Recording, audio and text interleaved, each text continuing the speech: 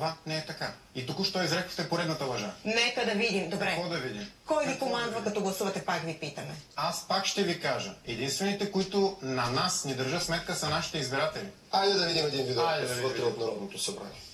Точка 1, буква Г. Предложение на Таня Александрова да отпадне. Режим на гласуване. Прекратете гласуването. 184 народни представители са гласували, 80 гласа за, 71 против, 33 въздържали се. Предложението не е прието.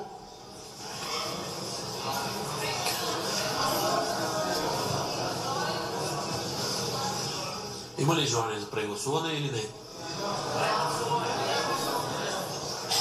Прегласуване.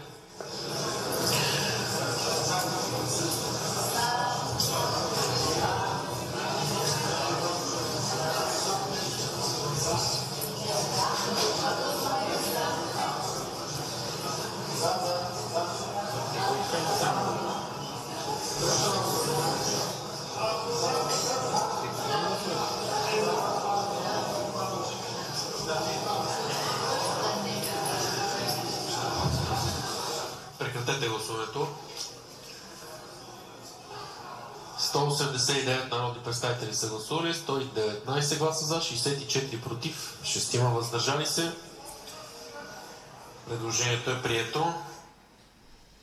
Как стана така, че депутатите ви си промениха гласуването в рамките на секунди? Защото ние имахме тогава погрешно гласуване. Случва се понякога. Има моменти, в които се объркваме. И това не е за първи път. И не сме само ние. И ви навигираха как да гласувате. Извинявайте, къде точно видяхте навигиране? През цялото време показвахте Десислава Атанасова как говори на собствената си група. На собствената? Ами разбира се. Обърната към вас. Как обърната към нас? Се обърната към собствената си група, що не го пусте още веднъж? Пускаме го на нашите зрители, виждат чудесно цялата комуникация. Добре, и какво се вижда? Аз говоря с Гян Николов. Относно някои гласувания, които наистина така бяха доста, да кажем, противоречиви. Как ще обясните гласуването за държавните поръчки в частните болници, където явно се ощетява бюджета? По нареждане на Десислава Атанасова Възраждане обърнаха гласуването. Това е обективната истина.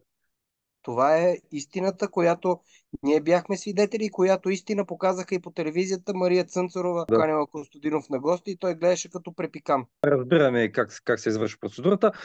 Само последно на същата тема, ако това е станало по нареждане на Десислава Атанасова, какво получи за Възраждане в замяна? Това предполагам, че не е станало просто така на приятелски начала. Това е въпрос към... Тук въпросът е какво е получило ръководството на Възраждане, а не самата партия Възраждане. Защото обикновените редови членове на Възраждане и депутатите, каквито сме ние, не сме получили абсолютно нищо. Но какво е получил първия ред, аз лично не смея да спекулирам.